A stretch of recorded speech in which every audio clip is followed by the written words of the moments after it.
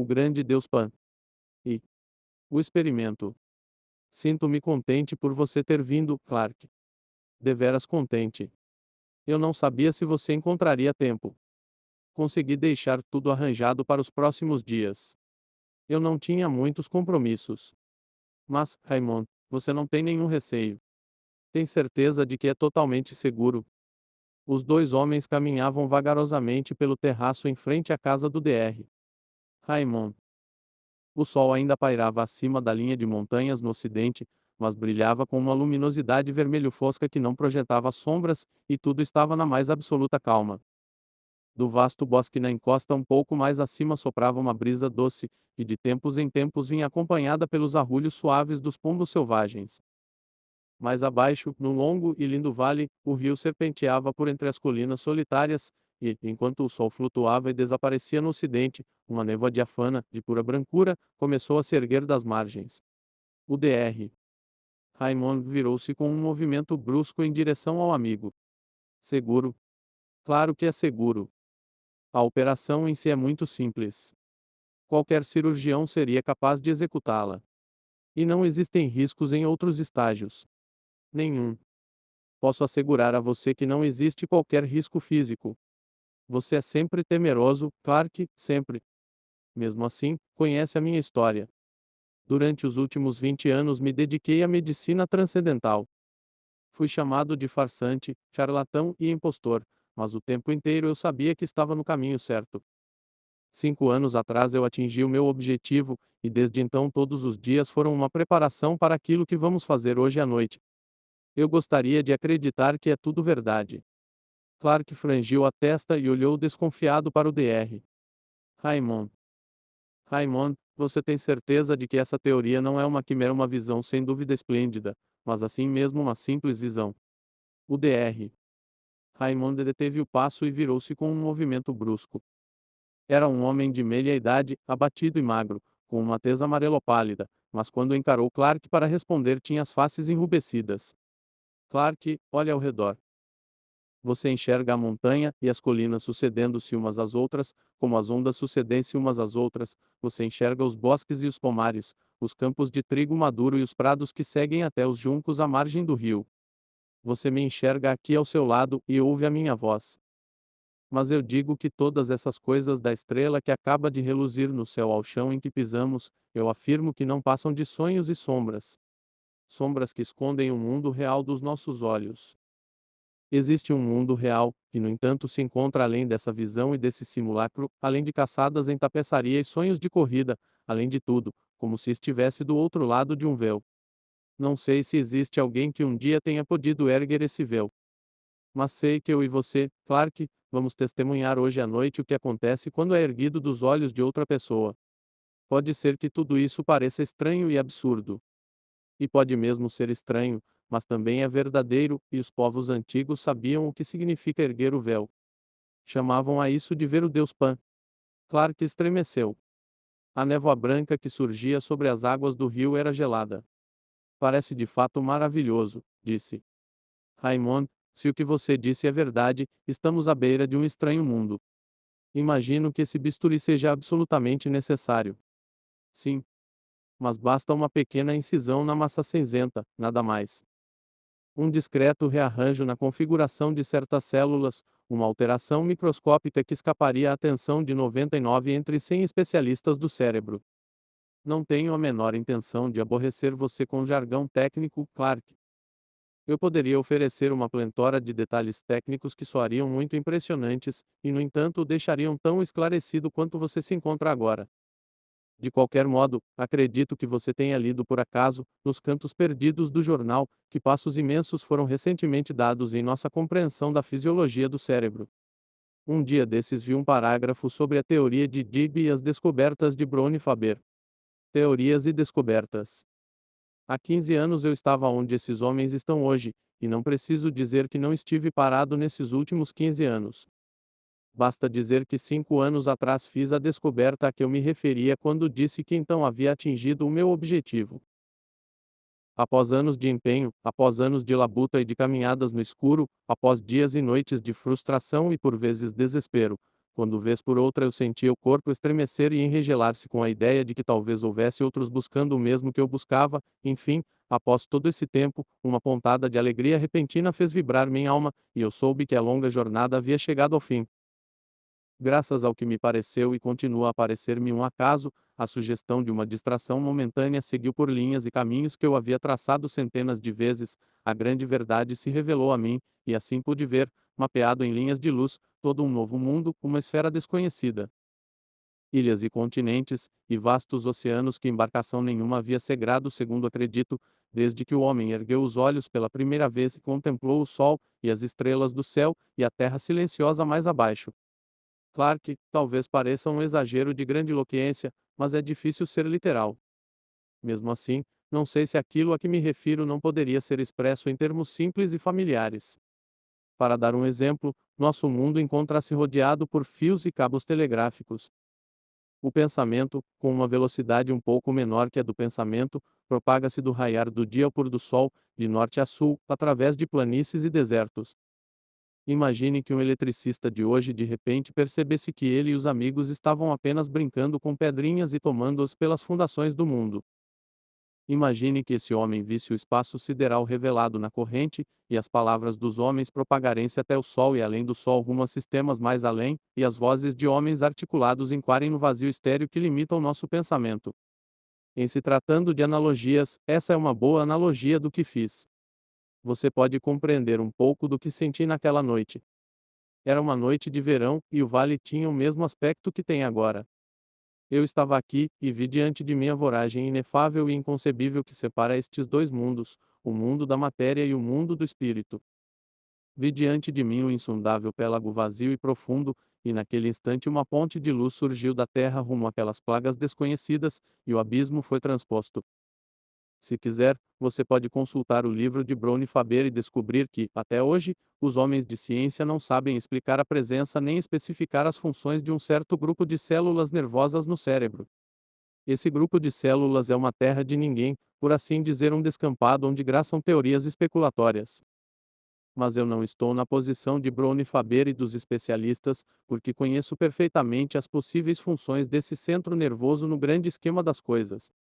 Com um simples toque eu posso ativá-lo. Com um simples toque, insisto, posso libertar a corrente. Com um simples toque posso estabelecer comunicação entre o mundo dos sentidos e podemos terminar essa frase mais tarde.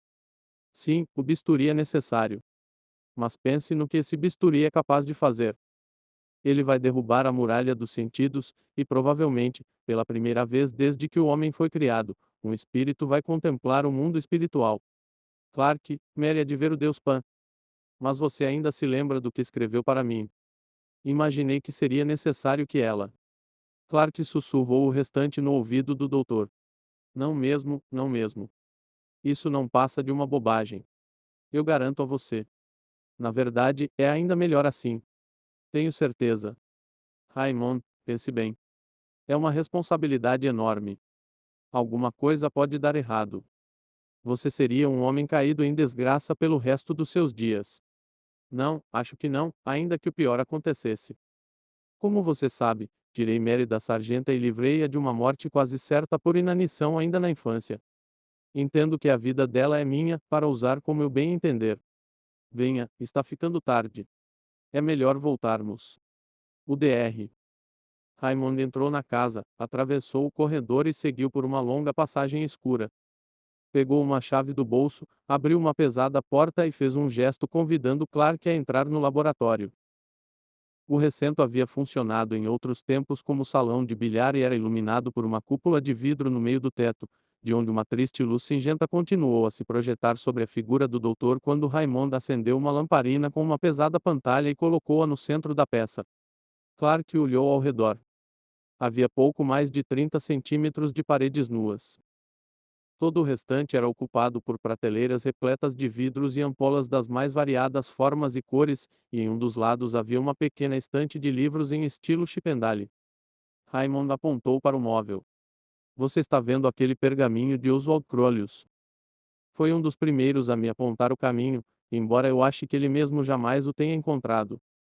Eis uma estranha frase dele: em cada grão de trigo escondesse a alma de uma estrela. Não havia muitas peças de mobília no laboratório. A mesa no centro, um tampo de pedra com uma pia em um dos cantos, as duas poltronas onde Raymond e Clark estavam sentados. Não havia mais nada, a não ser por uma cadeira de aparência estranha no fundo da sala. Clark olhou para ela e ergueu as sobrancelhas. Sim, aquela é a cadeira, disse Raymond. Já podemos colocá-la no lugar. Raymond se levantou e deslizou a cadeira sobre as rodas até que estivesse na luz e começou a levantá-la e baixá-la, mudando a altura do assento, regulando o encosto em diferentes ângulos e ajustando o apoio de pés. Parecia ser um assento confortável, e Clark passou os dedos sobre o veludo verde e macio enquanto o doutor manipulava as alavancas. Agora, Clark, fique bem à vontade. Tenho ainda 2 horas de trabalho pela frente. Fui obrigado a deixar certos assuntos para o final. Raymond foi até o tampo de pedra, e Clark o observou contristado enquanto se debruçava sobre uma fileira de ampolas e acendia o fogo embaixo do cadinho. O doutor tinha uma pequena lamparina portátil, também envolvida por uma pantalha, em uma prateleira acima do aparato, e Clark, que estava sentado à sombra, olhou para aquela grande sala desalentada, surpreso com os efeitos bizarros do contraste entre a luz intensa e a escuridão indefinida. Logo percebeu um singular odor no recento, a princípio apenas a mera sugestão de um odor. Porém, à medida que o cheiro se intensificava, Clark surpreendeu-se ao perceber que aquilo não evocava a botica nem a cirurgia. Clark esforçou-se em analisar a sensação, e, nesse estado semiconsciente, começou a pensar em um dia 15 anos atrás, passado em andanças em meio aos bosques e pradarias próximos à casa onde morava. Era um dia quente no início de agosto, o calor havia borrado os contornos de todas as coisas e de todas as distâncias com uma névoa diafana, e as pessoas que observavam o termômetro falavam a respeito de um registro fora do normal, de uma temperatura quase sugestiva dos trópicos. Por estranhas razões, esse maravilhoso dia quente na década de 1850 surgiu na imaginação de Clark.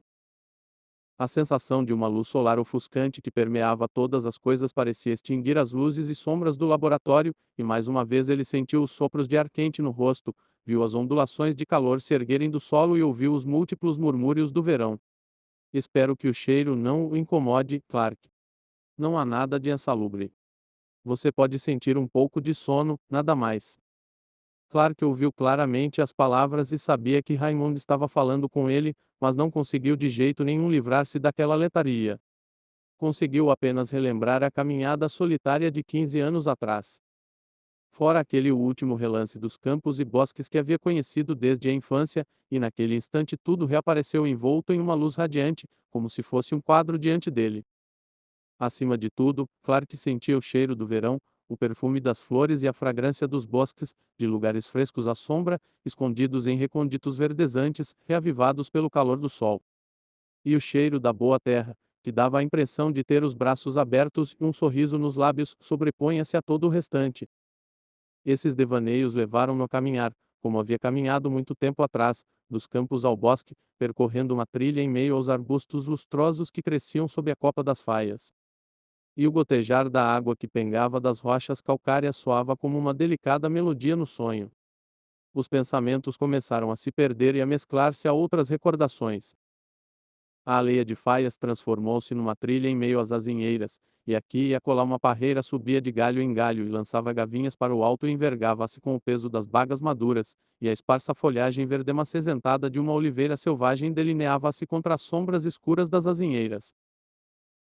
Clark, envolto pelo manto do sonho, tinha consciência de que a trilha que começava na casa do pai o havia levado a um país desconhecido, e estava admirado com a estranheza de tudo aquilo, quando de repente, em vez dos rumores e murmúrios do verão, um silêncio infinito pareceu descer sobre todas as coisas, e o bosque se calou, e por um breve momento no tempo ele viu-se ante uma presença que não era homem nem besta, não era viva nem morta, mas todas as coisas ao mesmo tempo, a forma de todas as coisas, porém desprovida de forma. Nesse momento o sacramento do corpo e da alma foi dissolvido, e uma voz pareceu dizer vamos embora, e a seguir a escuridão da escuridão além das estrelas, a escuridão da infinitude. Quando acordou com um forte sobressalto, Clark viu Raymond pegar algumas gotas de um líquido untuoso em uma âmpola verde, fechada a seguir com uma rolha. Você cochilou, disse. A jornada deve ter sido cansativa. Mas agora está feito. Vou buscar Mary. Devo estar de volta em 10 minutos. Clark reclinou-se na cadeira e pôs-se a pensar. Era como se tivesse passado de um sonho para outro. Quase esperava ver as paredes do laboratório derreter e desaparecer, para então acordar em Londres, tremendo por conta de um desvario noturno. Mas por fim a porta se abriu, e o doutor retornou, e logo atrás veio uma garota com cerca de 17 anos, toda vestida de branco. Era tão bela que Clark não se admirou com nada do que o doutor havia escrito.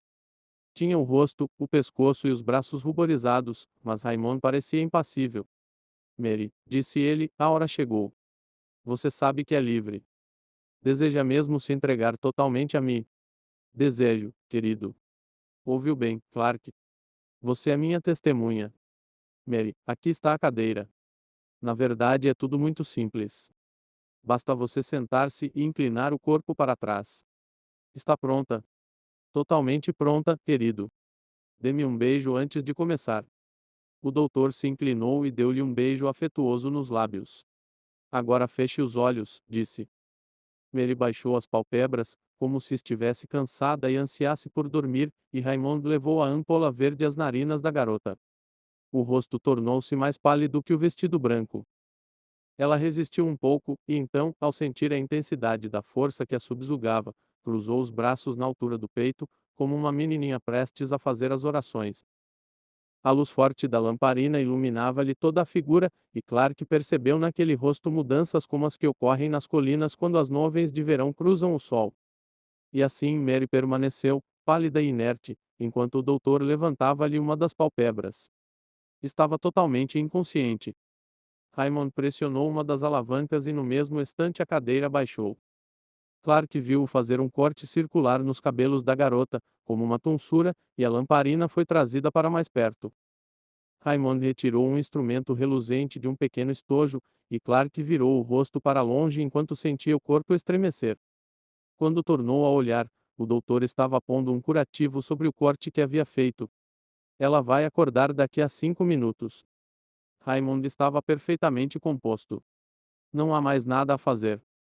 Temos apenas que esperar. Os minutos passavam devagar. Ouvia-se um tic-tac lento e pesado. Era o velho relógio no corredor. Clark sentia-se nauseado e tonto.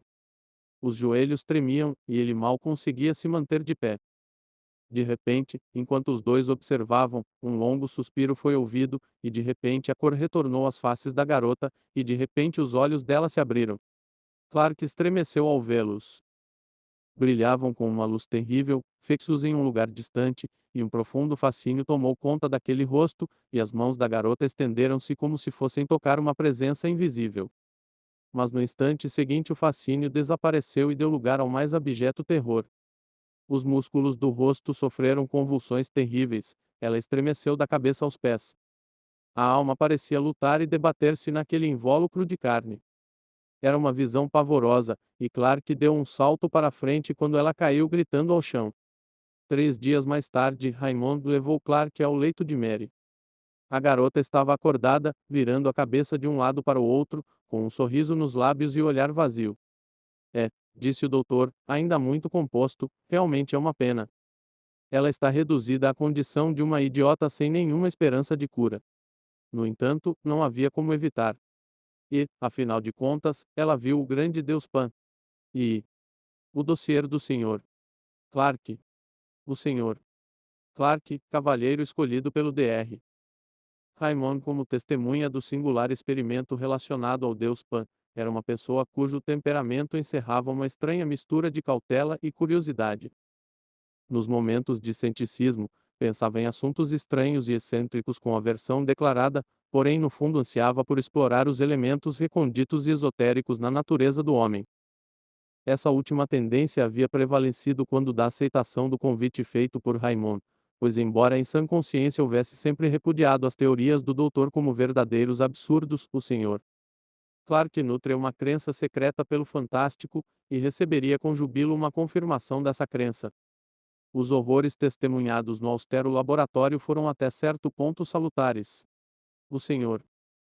Clark tinha plena consciência de haver se envolvido em um procedimento um tanto questionável, e por muitos anos a seguir ateve-se bravamente aos lugares comuns, rejeitando toda sorte de investigação ocultista. A bem dizer, baseado em um princípio homeopático, frequentou por um tempo as sessões de médiuns destacados, na esperança de que os truques canhestros desses cavalheiros pudessem inspirar-lhe uma rejeição permanente de todo e qualquer tipo de misticismo, mas o remédio, embora amargo, não foi eficaz. Clark sabia que ansiava pelas coisas invisíveis, e pouco a pouco essa velha paixão tornou a se afirmar à medida que o rosto de Mary, trêmulo e desfigurado por um terror incognoscível, apagava-se vagarosamente de suas lembranças. Como estivesse sempre envolvido em compromissos sérios e lucrativos durante o dia, a tentação de relaxar ao entardecer era grande, em particular nos meses de inverno, quando a lareira banhava com uma luz quente o confortável apartamento de solteiro e uma garrafa de excelente Claire estava sempre a postos. Após fazer a digestão, fingia ler o jornal vespertino, porém aquele mero catálogo de notícias logo o aborrecia, e assim Clark começava a lançar olhares de desejo ardente na direção de uma antiga papeleira japonesa que ficava a uma confortável distância da lareira.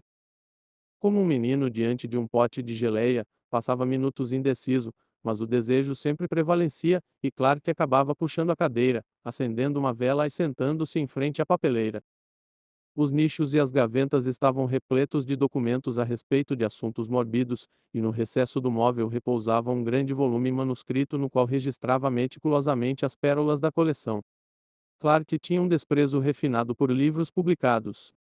Para ele, a história mais fantasmagórica perdia o encanto se fosse impressa. Seu único prazer era ler, compilar e reorganizar o que chamava de dossiê para provar a existência do diabo, e quando se entregava à tarefa o entardecer parecia voar e a noite parecia ser curta demais. Em certa ocasião, numa feia noite de dezembro, preta e nebulosa, com uma geada deveras fria, Clark terminou o jantar às pressas e mal se dignou a observar o costumeiro ritual de pegar o jornal apenas para largá-lo em seguida. Por duas ou três vezes foi de um lado ao outro da peça, abriu a papeleira, manteve-se imóvel por um instante e sentou-se. Inclinou o corpo para trás, perdido nos sonhos que às vezes o acometiam, e por fim pegou o livro e o abriu na última entrada. Havia 3 ou 4 páginas densamente cobertas pela caligrafia redonda e austera de Clark, e no início ele havia escrito com letras um pouco maiores. Singular narrativa feita pelo meu amigo Dr. Phillips. O Dr.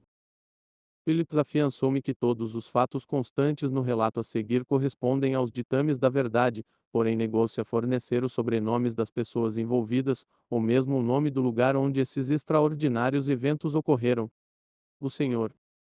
Clark começou a ler o relato pela 10ª vez, olhando a intervalos regulares para as anotações que havia feito a lápis quando ouviu a história contada pelo amigo. Um de seus caprichos era o orgulho que sentia de uma certa habilidade literária. Tinha o próprio estilo em boa conta, e não poupou esforços para ordenar os acontecimentos em uma sequência dramática. Então Clark leu a seguinte história. As pessoas mencionadas neste relato são Ellen Quinto, que, se ainda estiver viva, deve ser uma mulher de 23 anos, Ethel M. Desde então falecida, um ano mais moça do que a supracitada, e Trevor W. Um cretino com 18 anos de idade. Quando da ocorrência dos fatos, essas pessoas moravam em um vilarejo na fronteira do país de Gales, lugar de certa importância na época da ocupação romana, mas hoje um povoado esparso, que não somaria mais de 500 almas. O vilarejo situa-se em um terreno elevado, a aproximadamente 10 quilômetros do mar, e é rodeado por uma floresta vasta e pitoresca. Cerca de 11 anos atrás, Ellen V. chegou ao vilarejo em circunstâncias um tanto peculiares. Entendesse que, por ser órfã, tinha sido adotada ainda na infância por um familiar distante que a criou em casa até a idade de 12 anos. No entanto, por acreditar que seria melhor para a criança ter amigos da mesma idade, essa pessoa fez circular, em diversos jornais locais, um anúncio no qual procurava uma fazenda confortável que pudesse servir de novo lar para uma menina de 12 anos, e esse anúncio foi respondido pelo senhor Rua, um fazendeiro abastado que morava no vilarejo. Uma vez estabelecidas as referências satisfatórias, o cavalheiro mandou a filha adotiva para a propriedade do senhor Rua, acompanhada de uma carta estipulando que a menina devia ter um quarto apenas para si e que os guardiões não deviam se preocupar em oferecer-lhe qualquer tipo de educação, posto que já tinha educação suficiente para a posição que havia de ocupar na vida. A bem dizer, subentende-se que o senhor Rua devia permitir que a menina escolhesse as próprias ocupações e passasse o tempo praticamente como bem lhe aprovesse. Conforme o combinado, o Sr. Rua foi buscá-la na estação mais próxima, em uma pequena cidade a 12 quilômetros da fazenda onde morava, e não parece ter percebido nada de extraordinário no caráter da menina, a não ser que era um tanto reticente em relação à vida pregressa e ao pai adotivo. No entanto, tinha uma aparência que em nada se assemelhava à dos outros habitantes do vilarejo. A pele era oliva clara, quase pálida, e as feições do rosto eram bastante marcadas e imbuídas de um caráter estrangeiro. Ela parece ter se adaptado bem à vida na fazenda e logo tornou-se muito querida pelas outras crianças, que às vezes a acompanhavam em andanças pela floresta, pois esse era seu passatempo favorito. O Sr. Rua afirma que a menina costumava sair para caminhar sozinha pela manhã, logo após o desejo, e voltar somente após o cair da noite, e que, contrariado ao ver uma menina tão jovem passando tantas horas sozinha, entrou em contato com o pai adotivo, que respondeu em um bilhete de poucas palavras que ele podia fazer como bem entendesse. No inverno, quando as trilhas da floresta se encontram cobertas de neve, a menina passava o tempo inteiro no quarto, onde dormia sozinha, de acordo com as instruções do familiar. Foi durante uma dessas expedições à floresta que ocorreu o primeiro dos incidentes singulares que envolvem essa menina, cerca de um ano depois que havia chegado ao vilarejo. O inverno anterior fora excepcionalmente rigoroso, com neves que atingiram uma grande altura e geadas que continuaram por um período sem precedentes, enquanto o verão a seguir foi notável por conta do calor excessivo. Em um dos dias mais quentes desse verão, Helen deixou a propriedade para mais uma das longas andanças pela floresta, levando, como de costume, pão e carne para o almoço. A menina foi vista por homens que estavam no campo enquanto seguia rumo à antiga estrada romana, um caminho verdezante que atravessa a parte mais alta do bosque, e todos ficaram impressionados ao ver que havia tirado o chapéu, embora o calor do sol fosse quase sugestivo dos trópicos. Por acaso, um trabalhador chamado Joseph W. estava na floresta próxima à estrada romana, e ao meio-dia o filho Trevor levou pão e queijo para o almoço do pai. Ao cabo da refeição, o menino, que tinha por volta de 7 anos na época, deixou o pai retornar ao trabalho e, conforme disse, foi procurar flores no bosque, enquanto o homem, que ouvia os gritos de júbilo motivados pelas descobertas do filho, não via qualquer motivo para se preocupar.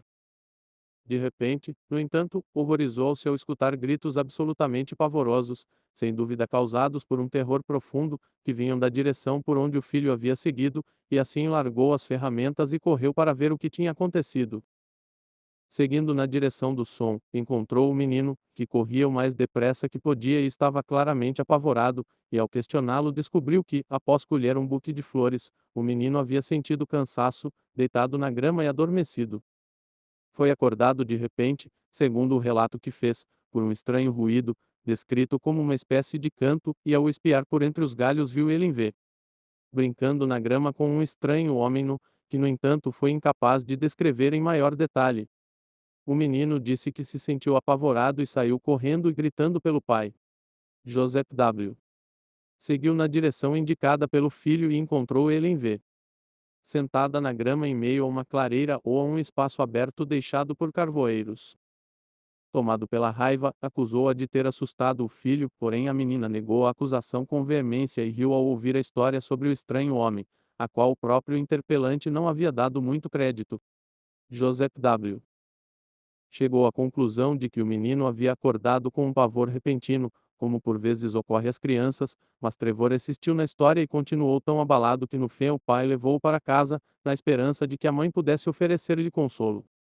Por muitas semanas após o ocorrido, no entanto, o menino causou enorme preocupação aos pais. Começou a evidenciar um comportamento nervoso estranho, recusando-se a sair de casa sozinho e em diversas ocasiões alarmando a casa inteira quando acordava de noite aos gritos de o homem do bosque. Pai! Pai! Com o passar do tempo, no entanto, a impressão pareceu se apagar, e cerca de 3 meses depois Trevor acompanhou o pai à casa de um cavalheiro que morava na vizinhança e para quem Joseph W. ocasionalmente prestava serviços.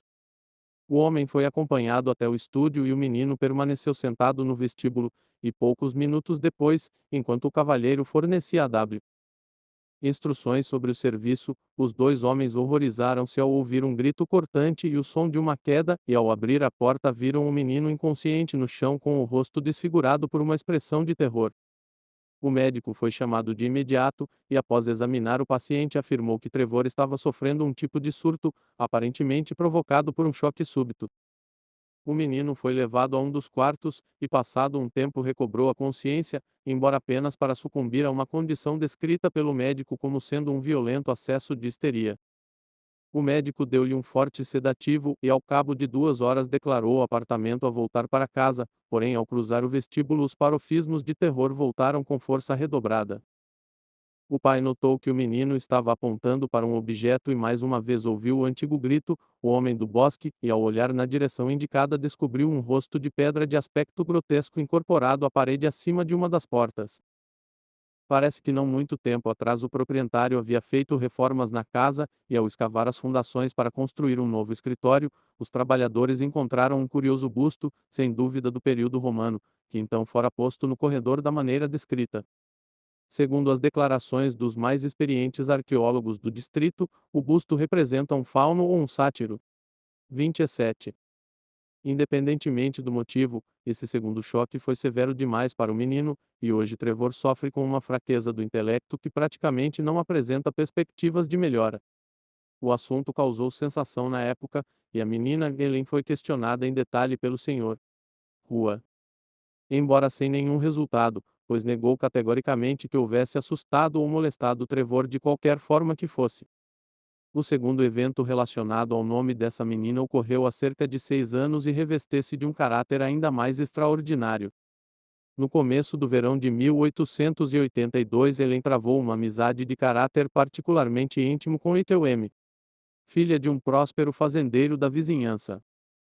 A menina, que era um ano mais moça do que Ellen, era considerada pela maioria das pessoas a mais bonita dentre as duas, embora as feições de Ellen se tornassem cada vez mais suaves à medida que crescia.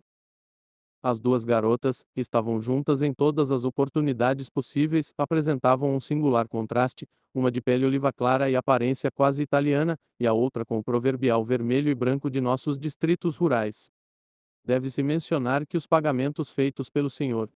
Rua para o sustento de Ellen eram conhecidos no vilarejo pelo excesso de liberalidade, e a impressão geral era que um dia a garota haveria de herdar uma grande soma monetária do familiar distante. Por esse motivo, os pais de Reitel não se opunham à amizade da filha com a garota, e chegavam até mesmo a incentivar a intimidade entre as duas, embora hoje se arrependam amargamente dessa conduta. Eileen continuava a nutrir um apego extremo à floresta, e em diversas ocasiões Reitel a acompanhava, quando então as duas amigas partiam de manhã cedo e permaneciam no bosque até o cair da noite. Uma ou duas vezes após o retorno dessas excursões a senhora M. achou que a filha apresentava um comportamento bastante peculiar. Parecia languida e sonhadora e, como foi dito, diferente de si mesma, mas essas peculiaridades foram consideradas demasiado banais para que recebessem qualquer tipo de atenção. Certa noite, no entanto, depois que Leiteu chegou em casa, a mãe ouviu um som que parecia um choro abafado no interior do quarto da garota, e ao entrar encontrou-a deitada na cama, em parte despida, visivelmente em um estado de profundo sofrimento. Assim que viu a mãe, a garota exclamou: Mãe, mãe, por que você me deixou ir à floresta com Ellen? A senhora M. surpreendeu-se com a estranha pergunta e pôs-se a questioná-la. Leiteu contou uma história completamente fantasiosa. Disse que Clark fechou o livro com um estalo e virou a cadeira em direção ao fogo. Quando o amigo estava sentado naquela mesma cadeira, fazendo o relato, Clark o interrompeu logo após esse ponto, abafando-lhe as palavras em meio a um parofismo de horror. Meu Deus, havia exclamado, pense, pense no que você está dizendo. É incrível demais, monstruoso demais. Essas coisas não podem existir nesse mundo pacato, onde homens e mulheres vivem e morrem, travam lutas e fazem conquistas, ou então fracassam e sucumbem à tristeza, e lamentam-se e sofrem com uma estranha sina por anos a fio. Não, Phillips, essas coisas não podem existir. Precisa haver uma explicação, uma forma de fugir a esse terror. Ora, se um caso desses fosse mesmo possível, nossa terra seria um pesadelo. Mas Phillips havia contado a história até o fé, e concluiu. O desaparecimento dela continua sendo um mistério até hoje. Ela sumiu em plena luz do dia. Viram-na caminhando pela pradaria, e instantes depois não estava mais lá. Sentado ao pé do fogo, Clark tentou conceber tudo aquilo, e uma vez mais os pensamentos fizeram-no estremecer e recuar, horrorizado com a visão daqueles elementos terríveis e inefáveis que pareciam entronizados e triunfantes na carne humana. Diante dos olhos, viu estender-se o amplo e diafano panorama do caminho verdezante em meio à floresta, conforme o amigo o havia descrito, viu as folhas balouçantes e as sombras trêmulas na grama, viu a luz do sol e as flores, e ao longe, muito ao longe, duas figuras que vinham a seu encontro. Uma era Leiteu, mas e a outra? Clark tentou ao máximo desacreditar tudo aquilo, mas no fim do relato, da forma como o havia escrito no livro, fez a inscrição. Ente Diabolus Incarnatus est. Ente Homo Factus est. Easy. A cidade das ressurreições. Herbert. Pelo bom Deus. Será possível? Sim, meu nome é Herbert. Acho que também conheço o seu rosto, mas não recordo o seu nome. Minha memória anda muito esquisita. Você não se lembra de Villiers, do Haddon College? É verdade, é verdade. Perdoe-me, Villiers. Não imaginei que eu estivesse pedindo esmolas a um velho amigo da universidade. Boa noite. Meu caro, essa pressa não se faz necessária. Meus aposentos ficam perto daqui, mas não precisamos ir direto para lá. O que você me diz de fazermos antes uma pequena caminhada pela Shaftesbury Avenue? E, Herbert, pelo amor de Deus, como foi que você acabou nessa situação? É uma história longa, Villiers, e também estranha, mas posso contar tudo se você quiser. Então pode começar. Pegue o meu braço. Você parece estar meio fraco. Um malfadado par de amigos subiu vagarosamente a Rupert Street. Um vestido com andrajos sujos e medonhos, o outro trajado com o uniforme regimental de um homem da cidade, alinhado, lustroso e acima de tudo bem-sucedido. Villiers tinha saído de um restaurante após um excelente jantar de muitos pratos, acompanhado por uma lisonjeira garrafa de chantilly e, no estado de espírito que lhe era praticamente crônico, deteve-se por um instante junto ao marco da porta e correu os olhos pela rua de iluminação difusa em busca dos misteriosos personagens e incidentes que fervilham nas ruas de Londres em todos os bairros e em todas as horas. Villiers se orgulhava da experiência que tinha ganhado como explorador dos labiretos e recônditos obscuros da vida londrina e havia demonstrado nessa vã busca um empenho digno de melhor emprego. Assim, parou junto ao poste de iluminação pública e começou a examinar os passantes com evidente curiosidade, e, com a gravidade que se encontra apenas nos frequentadores sistemáticos de bons restaurantes, tinha acabado de anunciar em pensamento a seguinte fórmula: Londres já foi chamada de cidade dos encontros. Porém, é mais do que isso, é a cidade das ressurreições. Quando teve essas reflexões interrompidas por um balbucio digno de pena ouvido às costas e um deplorável pedido de esmola. Virou-se sem esconder uma ponta de irritação e, com um tremendo sobressalto, defrontou-se com a prova viva daqueles devaneios algo pretensiosos. A seu lado, com o rosto alterado e desfigurado pela pobreza e pela desgraça, com o corpo precariamente coberto por andrajos mal ajustados, estava o velho amigo Charles Herbert, que havia se matriculado no mesmo dia que ele e com quem havia sido feliz e sábio por 12 períodos acadêmicos consecutivos. As discrepâncias nas ocupações e as diferenças nos interesses haviam interrompido a amizade, e fazia 6 anos que Villiers não via Herbert. Naquele instante, olhou para aquele homem arruinado com tristeza e desesperança, e ao mesmo tempo com uma certa curiosidade em relação à temível sequência de acontecimentos que o havia reduzido àquela situação dolorosa. Além de compaixão, Villiers sentiu também o júbilo do amante de mistérios, e parabenizou-se pelas especulações descompromissadas em frente ao restaurante. Os dois caminharam em silêncio por um tempo, e mais de um passante olhou estarrecido para o improvável espetáculo protagonizado por aquele homem elegante que conduzia pelo braço um mendigo inconfundível, de maneira que, ao perceber esses olhares, Villiers entrou em uma rua obscura no Sorro. Em seguida repetiu a pergunta: Herbert, o que foi que aconteceu? Eu sempre havia entendido que você assumiria um cargo excelente em Dorsetshire. O seu pai deserdou você. Não pode ser. Não, Villiers. Herdei toda a propriedade após a morte do meu pobre pai. Ele morreu um ano depois que saí de Oxford.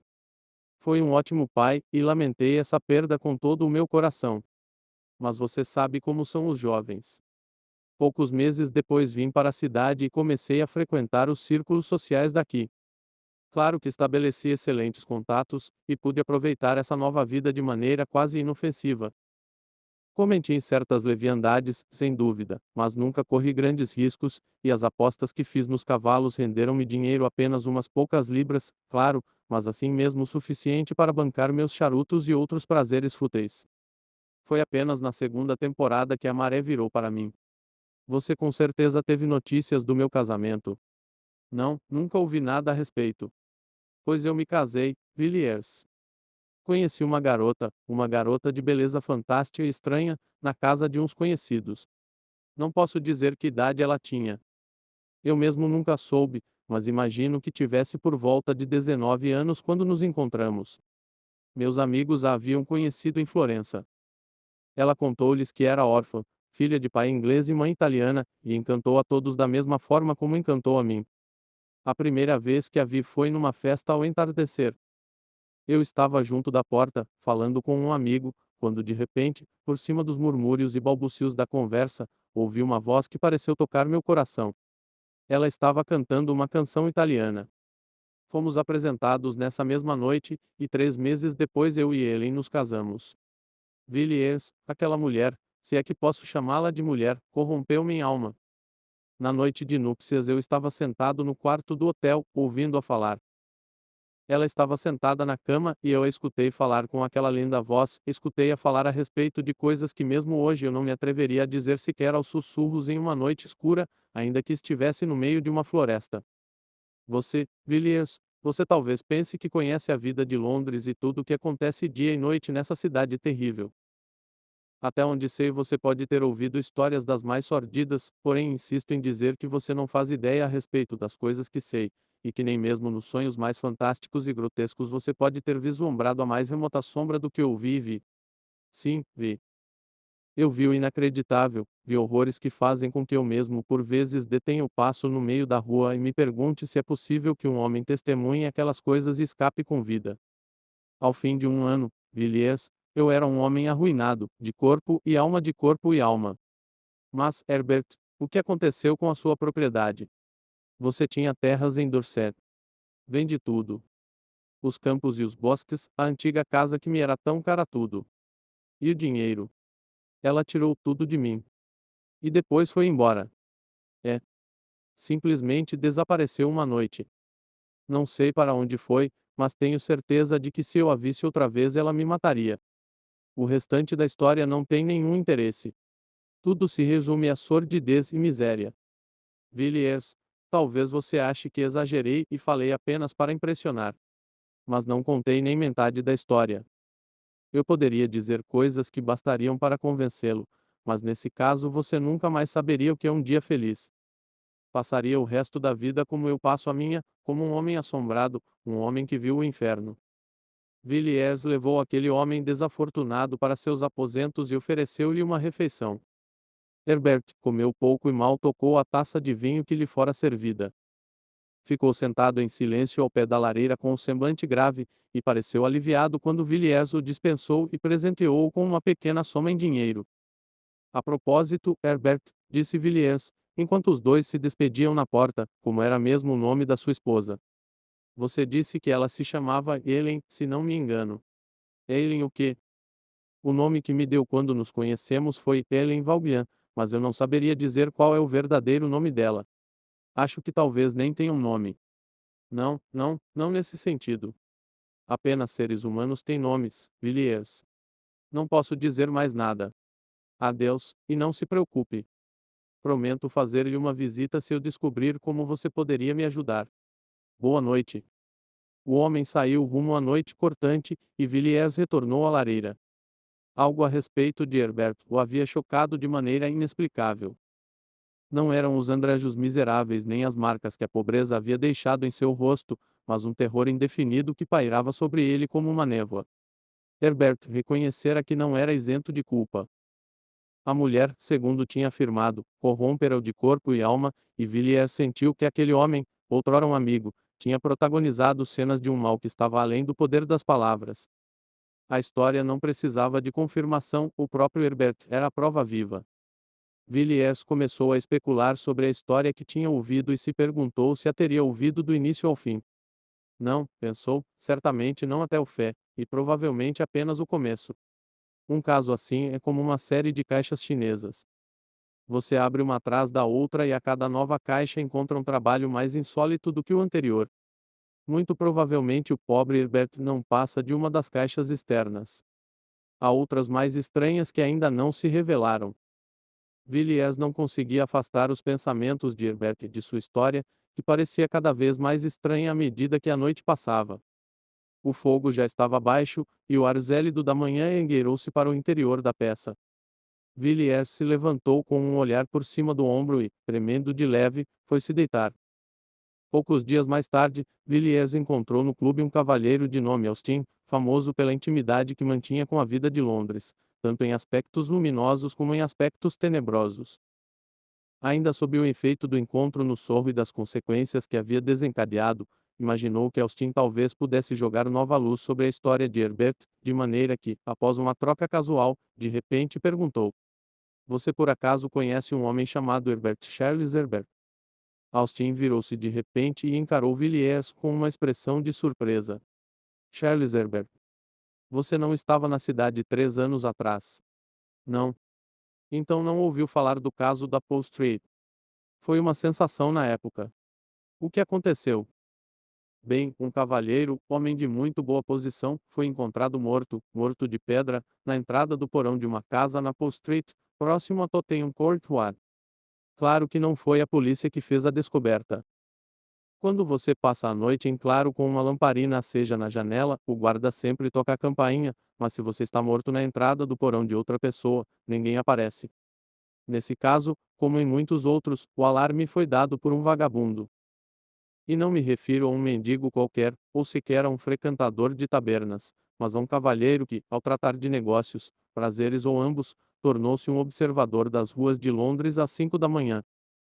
Esse indivíduo afirmou que estava indo para casa, embora não tenha ficado claro de onde vinha nem para onde ia, e assim percorreu a Paul Street entre 4 e 5 horas da manhã. Alguma coisa chamou-lhe a atenção na altura do número 20. Por mais absurdo que pareça, o cavalheiro em questão afirmou que essa casa tinha a fisionomia mais desagradável que já tinha visto, mas assim mesmo resolveu olhar para a entrada do porão e surpreendeu-se ao descobrir um homem caído sobre o pavimento de pedra, com os braços e as pernas amontoados e o rosto voltado para cima. Nosso cavalheiro achou que o rosto tinha uma aparência particularmente sinistra, e assim saiu correndo à procura do policial mais próximo. A princípio, o guarda mostrou-se inclinado a tratar o assunto com descaso, suspeitando tratar-se de uma embriaguez qualquer. Porém, mudou o tom assim que chegou ao local e viu o rosto do homem. O madrugador responsável pela descoberta saiu em busca de um médico, enquanto o policial tocou a campainha e bateu na porta até que uma jovem criada de aparência vulgar abriu a porta com uma expressão sonolenta. O guarda apontou para o conteúdo em frente à entrada do porão e a criada gritou alto o bastante para acordar toda a vizinhança, mas afirmou não saber nada sobre aquele homem. Jamais o tinha visto na casa e assim por diante. Nesse meio tempo, o descobridor original havia voltado com um médico, e o passo seguinte foi descer a entrada do porão. O portão estava aberto, então o quarteto completo desceu os degraus. O médico não precisou examinar o sujeito por mais do que alguns instantes. Declarou que o coitado estava morto havia várias horas, e foi então que o caso começou a ficar interessante. O morto não fora roubado, e tinha em um dos bolsos documentos que o identificavam como bem, como um homem de boa família e abastado, bem-quisto na sociedade e sem inimigos conhecidos. Não informo o nome, Villiers, porque o nome não tem nada que ver com a história, e também porque não faz bem remexer os assuntos dos mortos quando ainda tem parentes vivos. O outro detalhe curioso foi que os médicos não conseguiram chegar a um acordo sobre a causa da morte. O homem tinha pequenos hematomas nos ombros, mas eram tão discretos que davam a impressão de que o homem teria sido empurrado para fora da porta da cozinha, e não atirado da rua por cima da balaustrada, ou mesmo arrastado pelos degraus. Mas não havia outros sinais de violência, certamente nada que pudesse explicar aquela morte. E durante a autópsia não foi encontrado qualquer resquício de veneno. Claro que a polícia quis saber tudo o que se poderia saber a respeito dos moradores do número 20, e nesse ponto, segundo informaram-me os meus contatos particulares, surgiram mais um ou dois detalhes muito interessantes. Parece que os ocupantes da casa eram um senhor e uma senhora.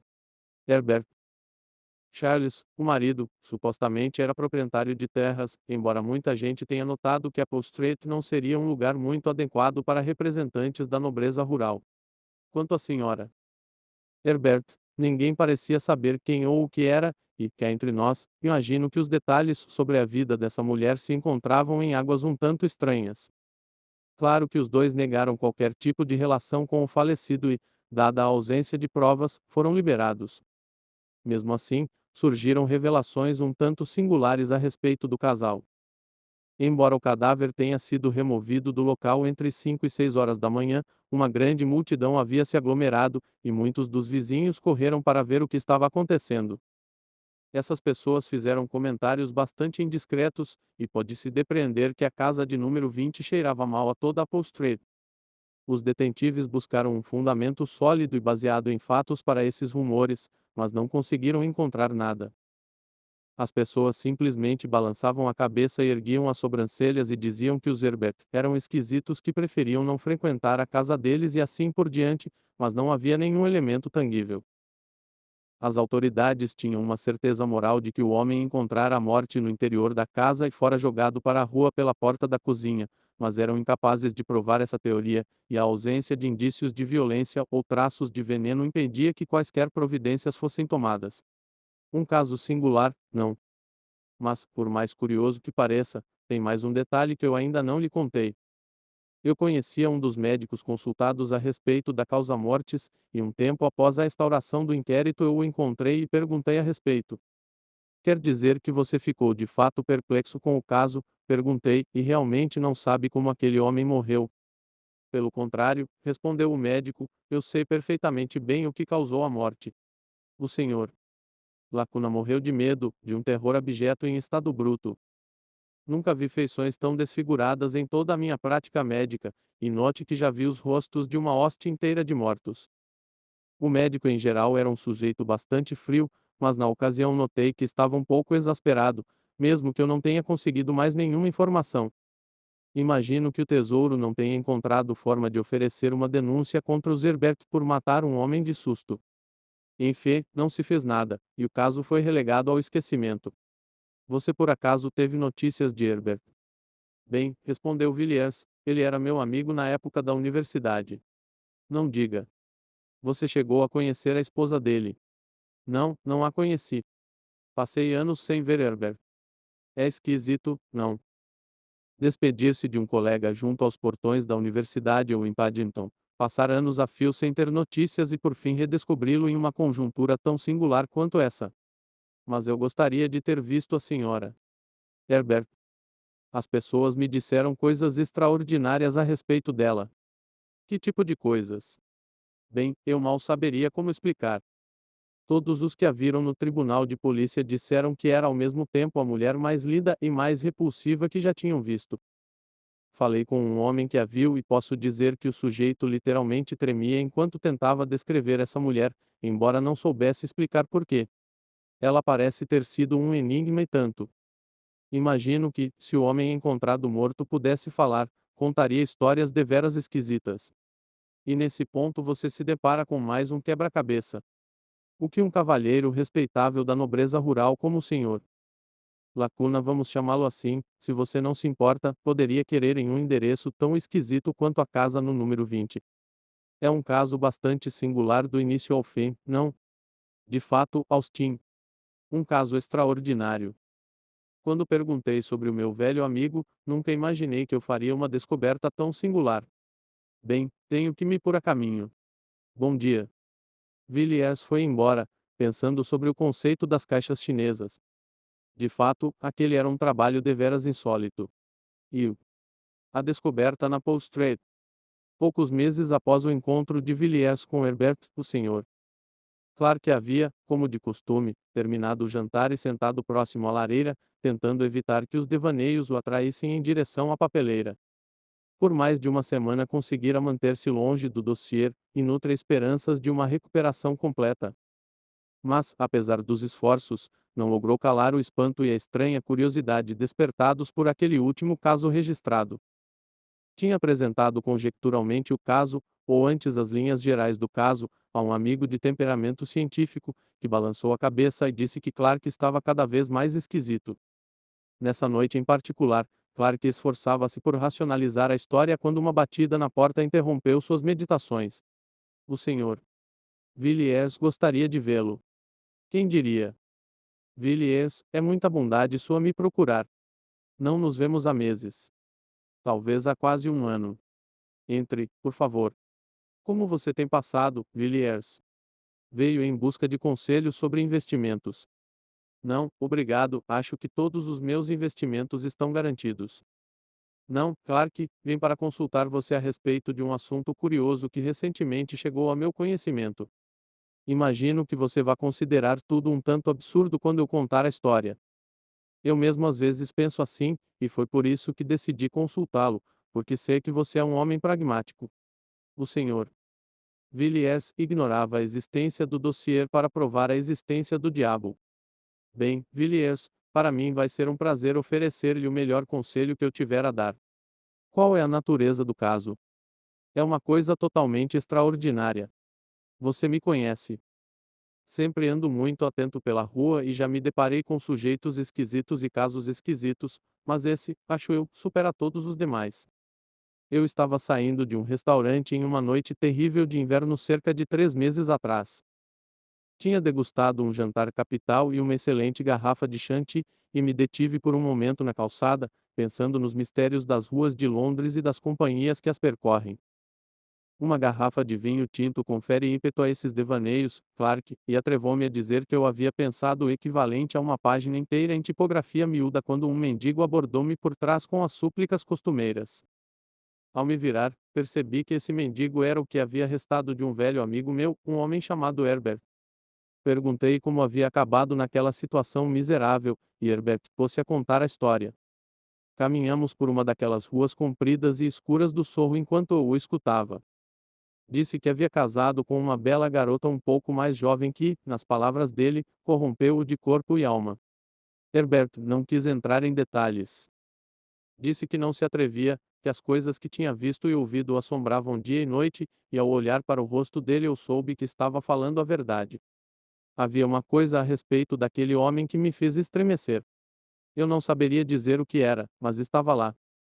Dei-lhe um pouco de dinheiro e o acompanhei até a porta, e posso garantir a você que quando ele se afastou eu estava sem fôlego.